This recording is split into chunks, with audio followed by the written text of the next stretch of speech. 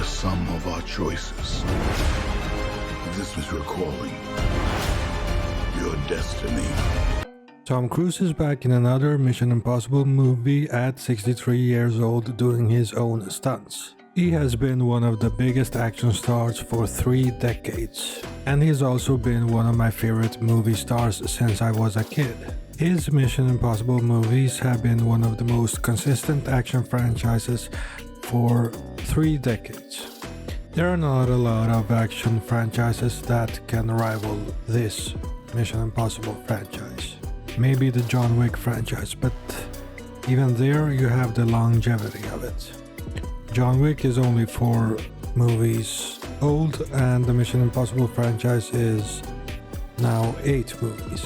This latest one is called The Final Reckoning, and it is promising to give a conclusion to the 3 decades old franchise.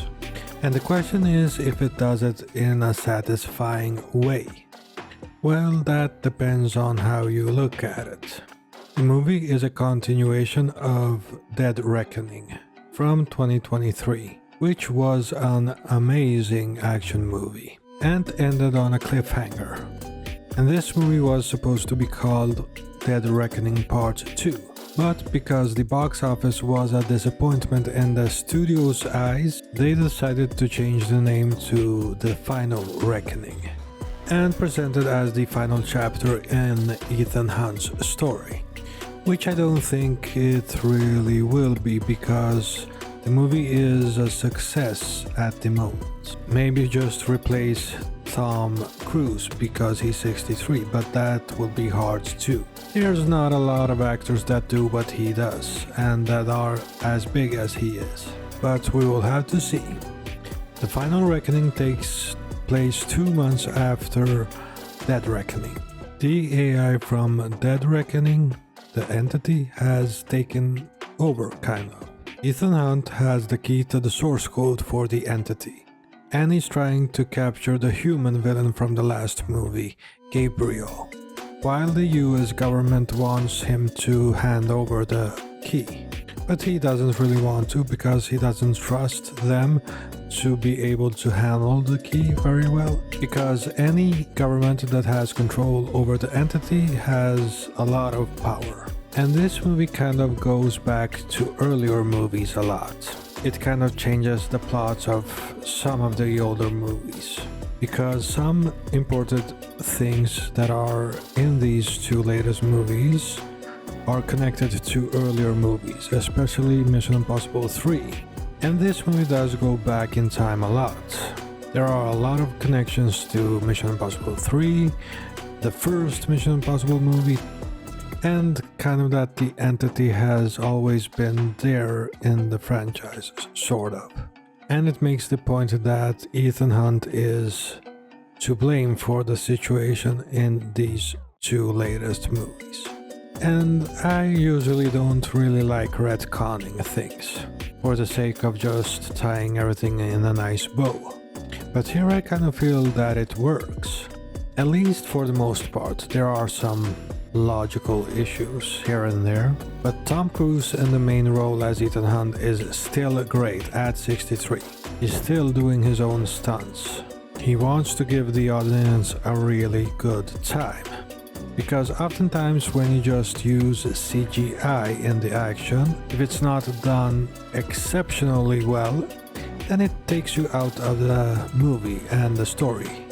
Sure, he could use a stuntman to stand in for him, but then you have to do different sorts of cuts and cutaways and so on, so it doesn't show that it's not him doing the action. And maybe you can also replace the face of the stuntman with a CGI face of Tom Cruise, but I still don't think that would be as effective, even though they did this kind of trickery in Bad Boys 3 and 4, with the actors' faces being on the stuntmen.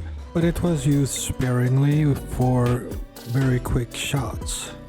So I totally appreciate what he's doing to give the audience a good experience. And he really does that in this movie too. Final Reckoning is very well directed, mostly well written too. Tom Cruise is great as usual here, The acting from everyone is great. You get a lot of returning characters that are old favorites, but you also get characters that are very old that stem from the first movie. Even some that you would call insignificant if you have seen the series from the start. Because, as I said earlier, there are many callbacks in this movie from earlier movies and characters that are callbacks from earlier movies. Even new characters that are used to be callbacks to old characters in the series. So it can at times be a bit much, but it doesn't really take away from the core story. There are also two action scenes in this movie that alone are worth the price of admission. There is a biplane scene that is just breathtaking. That makes you wonder how they shot that, because it was shot practically. And I really hope they go through that in the 4K of this movie. There's also a very impressive submarine scene. This scene is probably one of the best action scenes I've seen in an action movie ever. This was really impressive to see in the theater. I had not seen anything like it before. And they apparently shot this in a pool that was turned into a set underwater so that it looked like the submarine in the exterior. And Tom Cruise actually swam around in there. They used these huge water tanks and built a set out of them, and actually filmed a lot of the action that takes place in the movie in camera, which to me is just very impressive. There are not a lot of movies that are willing to go to that length to film realistic action scenes. They tend to go for CGI. And of course, there are things that are just impossible to do and shoot in camera.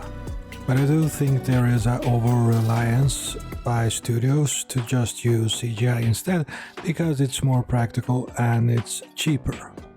But the Final Reckoning really uses the practical elements to its full benefit. The scenes just feel more intense because it looks like he's there because he is actually in water, or he is actually in the air on a plane. So it all just feels more tense.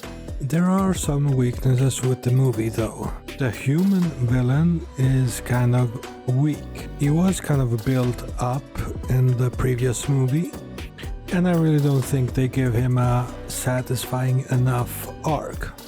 He doesn't really feel that threatening. At least not in this movie. They did a better job to make him feel threatening in Dead Reckoning.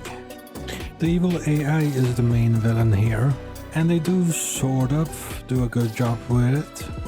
They do show what could happen and what the effects are.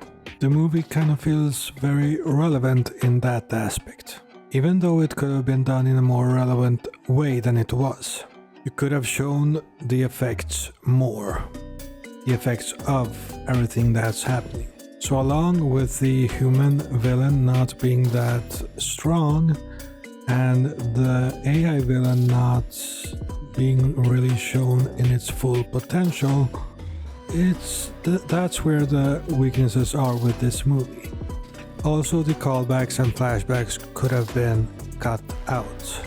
Otherwise, this is just a fantastic action movie.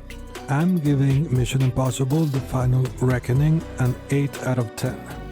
I would like to know which Mission Impossible movie is your favorite. Please let me know in the comments. If you liked this video, please like, share and subscribe. Also, don't forget to smash the bell icon so that you don't miss any of my future videos. This has been Phantom Frame. Thank you for watching.